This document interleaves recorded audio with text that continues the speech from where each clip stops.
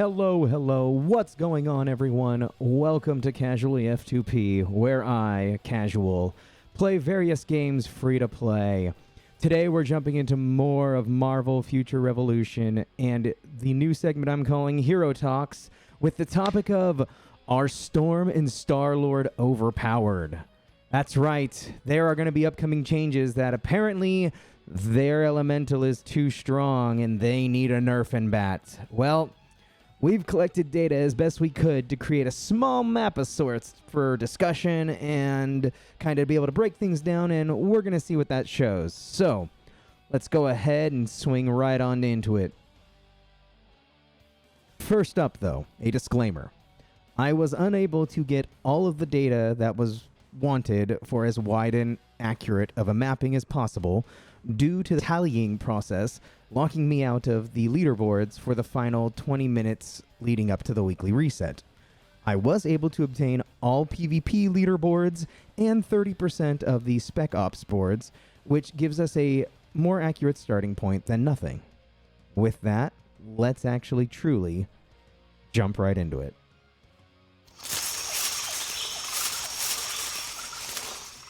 Hello. How are y'all doing? Casual here. Hope you're doing well. Let's go ahead and, let's jump right on into some things here. Gonna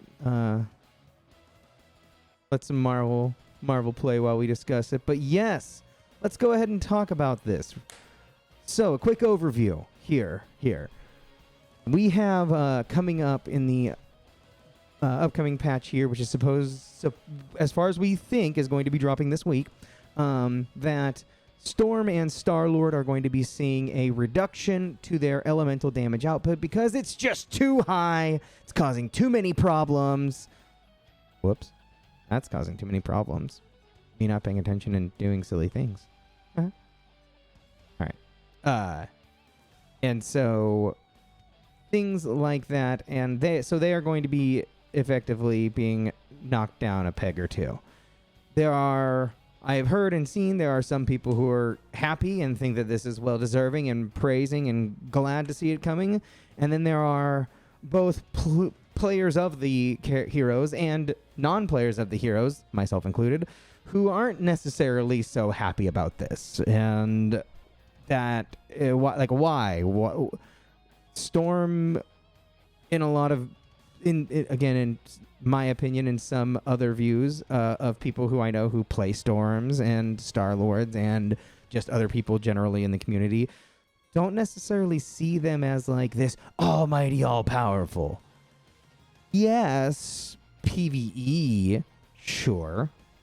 They might be like almighty, all-powerful, but like when we take into the account that PvE is only one facet of the game, as well as also there are rewards for placing well in both PvE and PvP. And how do those rewards, hold up to each other? And I've gone ahead and looked that up for you. So, let's start there here. When we take a look at what someone who places first place, ranked number one ranking in all PvE activities that are available weekly. Because currently there is not a Epic Invasion, which there is also a PvE leaderboard for that. The key differences to note there is Epic Invasion is approximately about, we'll call it a month-long event, meaning also that the leaderboard is the full duration of the event, which is a 28-day event. The leaderboard, there's one leaderboard. For PvP, those events and those leaderboards, instead of once a month, those are once a week. So, taking into account that I can't actually include the rewards from a Epic Invasion because we don't have them right now, and to my knowledge, when I checked, I could not see like a backlog of what the rewards were for previous Epic Invasions, so I couldn't pull something from there to even get like here's an estimate. But I do have what we get for getting first place in PvE every week for both Spec Ops and Battle Challenge, which are those are the two PvE PvE activities that you can obtain weekly rewards in. So you get for special operations 14 2-star costume boxes, which just 14 costume boxes. Yes, they do have a chance to roll some, not all, but some of the regionals. Very low chance. But also keep in mind that for placing number 1, stop. I'm not trying to knock it off. I'm not paying attention here. Normally I pay attention. Oh, that would be another thing. My character's technically not. No wonder I'm having issues. Here, go. When you forget to turn on auto for auto playing something. Teehee. Like, I bet if I do this now, it'll be fine. Ready? Because now you'll actually... Yeah, there we go. I wasn't even paying attention to the game. Oopsie. That's because we're here. Anywho. 14 2-star costume boxes. 2-star. So, that's like the equivalent of literally 2 3-star costumes with... What is that? That's 12. With 2 leftover 2 stars. That's for getting first place in Spec Ops, okay? For Battle Challenge, you get 14 3 to 5-star core boxes, meaning 3 to 5-star, meaning that the box is that blue box that can roll and reward you with a 3 to a 5-star core. We are pretty well aware of what those percentages look like for obtaining something like that. So predominantly going to see a lot of 3 stars. And you get 60 core booster essence, which, unless you are literally in those very last steps of the core boosters' final level upgrades, that's literally going to be good for 2. That's 2 core boosters chances that you get at whatever percentage you're currently at. And that's for placing first place in Battle Challenge. So combined, if you were just the number 1 in all of PvE, you are getting per week 14 2-star costume boxes or 2 3-star costumes, because after you crunch them with 2 leftover green 2 stars, 14 cores that are 3 to 5-star, predominantly going to be 3 and 4 with maybe a rare 5, and 2 core boosts a week. All right. Let's look at what you get for PvP. Ranking number 1 in all the individual things of Omega War, Dimension Duels, and Dark Zone. Those are the 3 PvP. Like they're labeled under Arena, so I'm going to call them the PvP activities. So ranking number 1 in there gets you a combined total of 2,000 crystals, 13,000 for one, and 700 for another. I can't remember exactly which. I believe it's 1,300 for Omega War and 700 for Dimension Duel, or it's the other way around. But either way, combined total for coming in first place in Omega War and Dimension Duel, you're getting 2,000 crystals, which is the equivalent of a 10 pull in the store, in the shop of your choice per week, which could include 10 costumes, which would be a bare minimum of 3-star. So you're getting, if you so chose, 10 3-star costumes at the minimum. Okay. 3,000 Omega tokens, 700 DD tokens, or Dimension Duel tokens, which there is a ridiculously huge amount of useful combos of things you can buy with Dimension Duel tokens. For instance, we'll just take a look at them right now while we're talking about it. We go to the tokens area here. We hit our normal tokens. We've got, so like Omega War. Omega War doesn't honestly have all that much great stuff anymore for their tokens. You do have researches, which are nice, and especially with the cap on squad being up, that's helpful. You also can get 1 card draw ticket a week. That's pretty awesome. These things are great too if you need them. Not so much the badges anymore. I don't know if anybody honestly actually gets these anymore. I don't feel like they do, because special badges just seem, or like the IE badges seem way better. But like particles, but Dimension Duel here. You can get some of those Furies, so some more squad power up. You've got potentials if you need it for either, if your main needs it by chance, if you're not a spender, or if you are a spender and you have alts, there's potential right there. Dimension box tickets, 2 a week. Most people don't care about those. To me, honestly, those are still great. Those are actually how I come across getting my 5-star cores more often. I get them from my Dimension box draws.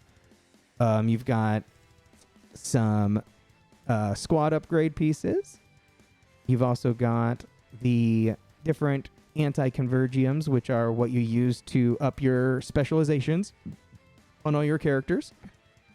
All of that's for Dimension Duel, and you would get 700 points a week to spend how you want. And keep in mind, like 1, 2, 3, there's a cap on some of these. So like that one you're only getting once a week. That one you're only getting once a week. But dang, pretty nice. And you can pick and choose whatever that combo you want it to be, depending on what you're looking for. And then you're also getting 3,000 Dark Zone tokens, which the 3,000 Dark Zone tokens alone equates to you being able to get one of these changers of your choice, which is the equivalent of a 6-star costume or card. Because of the way of how stat changing works, you can either use a 6-star thing of that same item, or you can use one of these now newly released or somewhat newly released stat changer modules. So you're guaranteed every week you can buy one of your 2 that you would get per month. You also have these you can get. And you're getting a guarantee of 1 draw ticket of your choice. So you can get one of these and 1 draw ticket every week. You only need to get these 2 because you only get 1 a week. So after 2 weeks, you're sitting on a bunch of extra tokens, which means you could very easily just get more of these draw ticket selection boxes. And let's take a look. What is a draw ticket selection box? Oh, yeah, that's right. You get to choose which one you want. So you can, oh man, I'm at 9 of 10 for that next 10 pull. Boom. Boom. 10 pull time. Like you can mix and match and do whatever you want with these. You can also get some Dark Zone cards, which are still considerably useful. So I'm not just going to flat out say that it seems that PvP rewards are better. Also, not to mention that currently there are 3 sets of PvP rewards and only 2 sets of PvE rewards due to content limitations or like activity of what actually exists. We're supposed to be having squad battles come out here with this same update that's supposed to take away and lower some elementals. So 4 areas to get PvP dominance and only still 2 places to have PvE be your real dominant importance. Yes, alliance rate is important, but that is not a solo thing. You are literally capped at, you can only get up to 10 rank. You are literally capped. You cannot achieve personal achievements. You cannot achieve above this. Anything after 500,000 points is fluff. Yes, your alliance can get boosted and you guys can try and push and clear through hires of these. But that's literally the only reward. It's gold. Oh, I also forgot. PvP also gets 1 million gold a week for in rewards as I was looking at gold. So like this might be your equivalent of where you get your PvE gold, because they don't get a gold prize. PvP does. PvE, this is the only place PvE gets a gold reward. And you're done after you hit 500,000. Yes, you're again, an alliance gives you that, but you generally, one person, can't do this by yourself. So there's still only 2 individual places weekly with 1 extra on the monthly. But if we take an instance like right now, we're in August. There was, or has not been to this point, an August epic invasion. So that's a month that just got skipped of all those PvE monthly rewards. PvP is still getting their weekly rewards every week. So again, interesting how that plays out. So we're going to be having 4 places to get PvP rewards coming up. Still only 2 places technically with a monthly third for PvE. We're currently sitting like this. And again, let's compare those rewards. PvP rewards seem, by any measure of the imagination, significantly better than PvE rewards.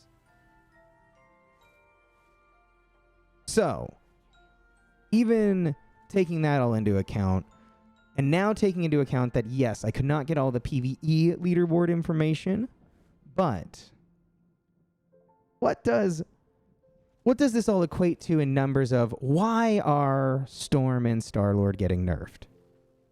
Let's see that. Why are they getting nerfed? Because I don't know. So I'm just going to show you here first. BC couldn't get. Made me sad.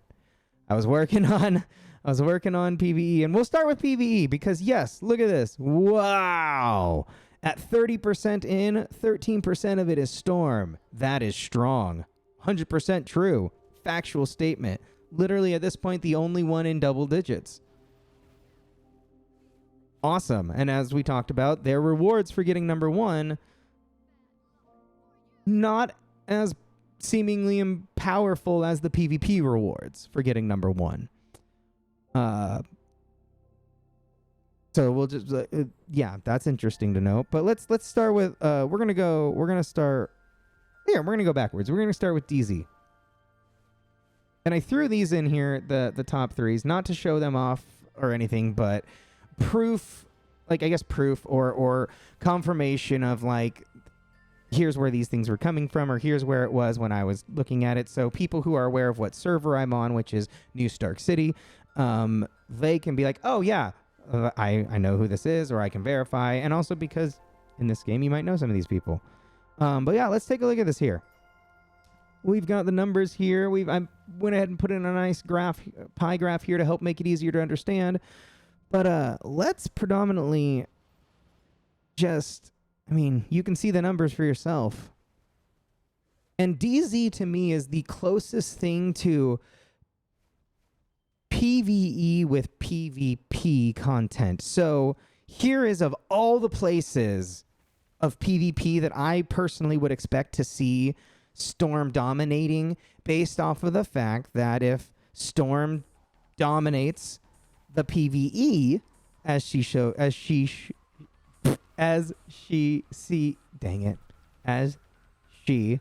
does, there we go, that this would be the PvP equivalent of where we're going to see similar. We do see we've got number 1 is a Storm. So that's pretty, in my opinion, that's pretty awesome from that sense. But then is immediately overshadowed here by a couple of Iron Men. And also, top 3, again, top 3 doesn't necessarily equate to, and we only got 30% here, but top 3 doesn't equate to exactly what we're going to see at the end. So right now, we're seeing Storm over here in number 1. So she's got to be one of these 20%, right? Or the 19, like she's got to be one of those, yeah? Let's see. The 19%er. Okay, that's Spider-Man. Well, So the 20% is totally... Oh. 20% is Iron Man, not Storm. Okay, so where is Storm then if we... Let's go to our colors here. Huh. So even in the PvE, PvP content, Storm is not even breaking 10% of the top 100.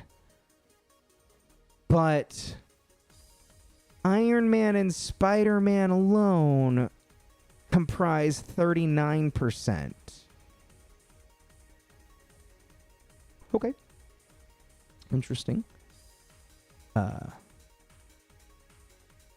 Again, these are the numbers that were pulled directly as I counted and put over the individual count from 1 to 100, top 100. And here's what we got. I'm not seeing Storm dominate as I would have thought based on all of the people who talk that Storm is so overpowered in PvE.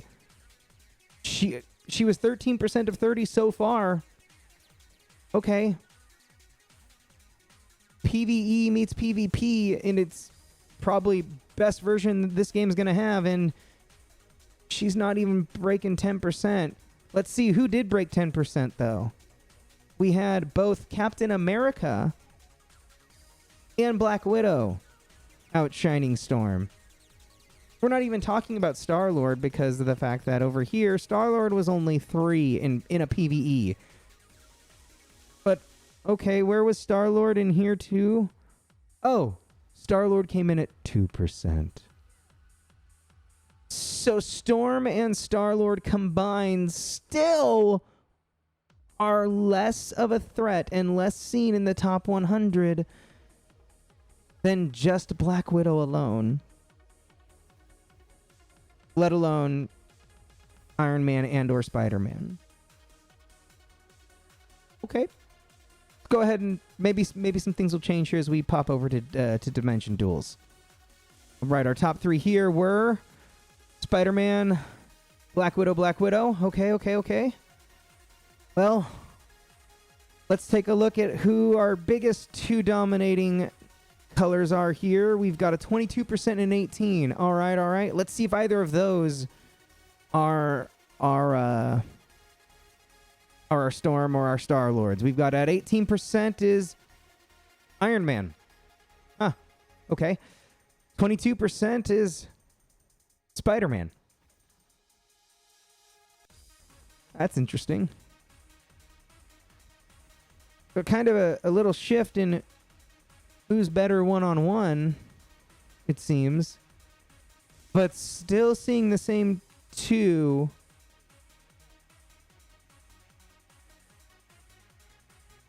at the top. And interestingly enough, we just see that they're actually dominating even by a tiny whole 1% more, giving Iron Man and Spider-Man 40% of the top 100 in Dimension Duel. So let's see where Storm is. 3%. Okay. Don't feel like I'm seeing a reflection of that damage being as big of an issue if it's 3% of the top 100. And Star-Lord popping in at 6%. Okay. So 9% combined. Let's see who did better than them alone while they were combined. That would be also Captain America and Black Widow. Interesting again. We see the same 2 beating them.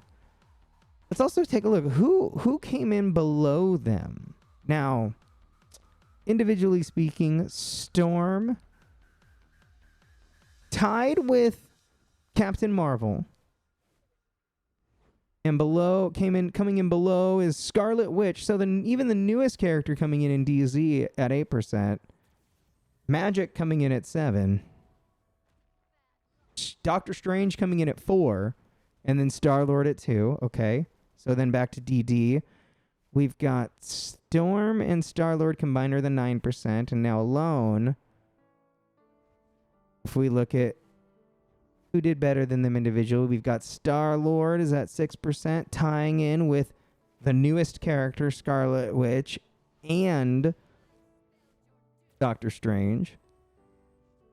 And then did better than Captain Marvel in DD and Storm. You know, the other big threat with the elemental damage. So, but again, them combined didn't even begin to break the dominating four so far in both DZ and Dimension Duel, being Iron Man, Spider-Man, Black Widow, Captain America, right? Yeah. And then like this one even more so. Okay, let's pop on over, because another area I have heard people talk about is that Omega War is is PvP, where Storm specifically gets to shine outstanding compared to all the others because of all that damage and all that AoE. All right, let's check it out. Okay, our 18%er here is Spider-Man. Okay, and you might be noticing the colors don't change. So 22% here is Iron Man. Interesting. So again, holding 40% of the pie here, of the entire top 100 again, is Iron Man and Spider-Man. Okay. And then we've got where are Storm, 6%, and Star-Lord, 5%. Hey, that though overall is a much better percentage, because combined they actually break double digits finally. Well, okay, no, they did on DZ too. On DZ, they were 11. Here, though, they're also 11. So that's kind of funny and ironic. The only difference is that if we look at it, that pie shape, 9%, 2%, 6%, 5%. So in Omega War, I was going to say Overwatch. Whoops. In Omega War, they're about equal. And let's see, who is doing worse than them or equal compared to them? We've got Doctor Strange at 5%. And then the only one lower than them beyond that is the brand new character Scarlet Witch. And then we do have the top four: Iron Man, Spider-Man, Black Widow, and... oh, actually, no, sorry. Magic. Magic steals spot number 4 from Captain America in Omega War. Magic, I mean, 7, 8, 10, yeah. But I don't see it. I don't see reflected. And again, yes, this is a very small map, because I'm only accessing one server. I'm only looking at the data from one server. But this is the top 100 from the server. So this is supposed to be as accurate a reading on power, who's playing what and why. And if things like, well, it's too easy to play Storm, so nobody wants to bother, I'm going to call shenanigans on that, because I'm sorry, where the PvP rewards are, if I rank number 1, I get 2,000 crystals a week. I get 3,000 Omega tokens a week, 700 DD tokens, 3,000 Dark Zone tokens, and 1 million gold a week. Not to mention all of the rewards that I get in the process of doing well in those activities, because you get scores for Omega War, you get rewards for doing your daily charges and such. So I'm not even counting those. I'm only counting like here's what you get for being number 1. And PvP is racking in 4 million gold a week, 8,000 crystals, 12,000 Omega tokens, 12,000 DZ tokens, and 2,800 DD tokens. Whereas PvE is pulling in 8 3-star costumes. Wait, sorry. Because 2, 4, 6, so we could get one more. 9 3-star costumes. with a 1 or 2 spare 2-star costumes. And about, I can't do math like that. I was doing good on all the others, but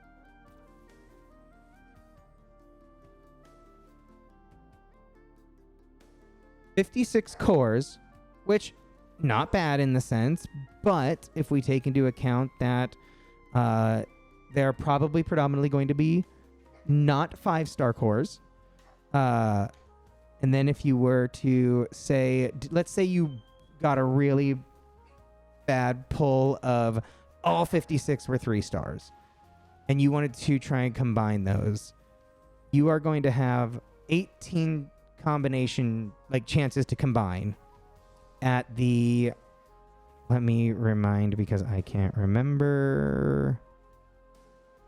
Can't remember what the chances. I think it's 50% chance to upgrade into a 4-star core from 3.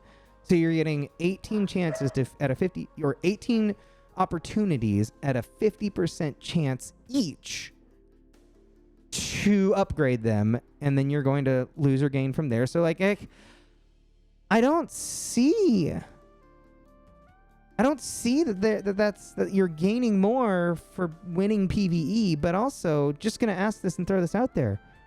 Is it such a bad thing for some heroes to be better at some things than other heroes? Is it bad for Storm to be better at PvE and for Spider-Man and Iron Man and Widows to be better at PvP? From a gameplay perspective, I say no. Because if this is supposed to be an MMO like it is proclaimed to be, not every character fulfills every role and can do everything perfectly in other MMOs. Some of them allow you the ability to swap around and do everything, yes, but World of Warcraft, a warrior who's a prot warrior is not going to be the same as a warrior who's a fury warrior. They're not going to fulfill the same roles. They're not going to get the same scores doing the same content.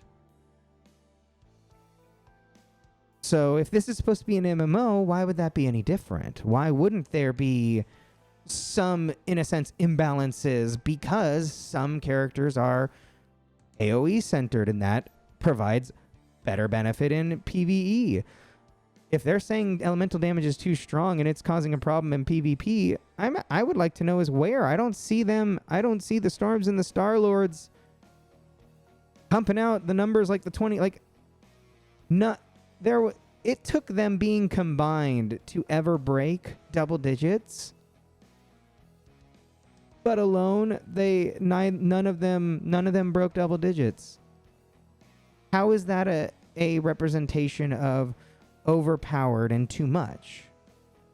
You tell me. I'd love to know.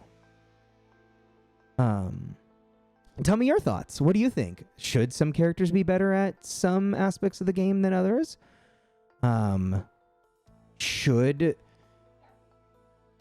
they all be the same? But then we come into questions like, well, all their alts aren't the same. Some have invulnerability iframes, some don't. Should they all have invulnerability and iframes on alts? What is the balance? Where is the balance? Also, can there be balance when in a game that allows spending to purchase your power with enough money, any hero can be in the top 100? I look forward to hearing what you think, and I'll catch you on the next one. See you around.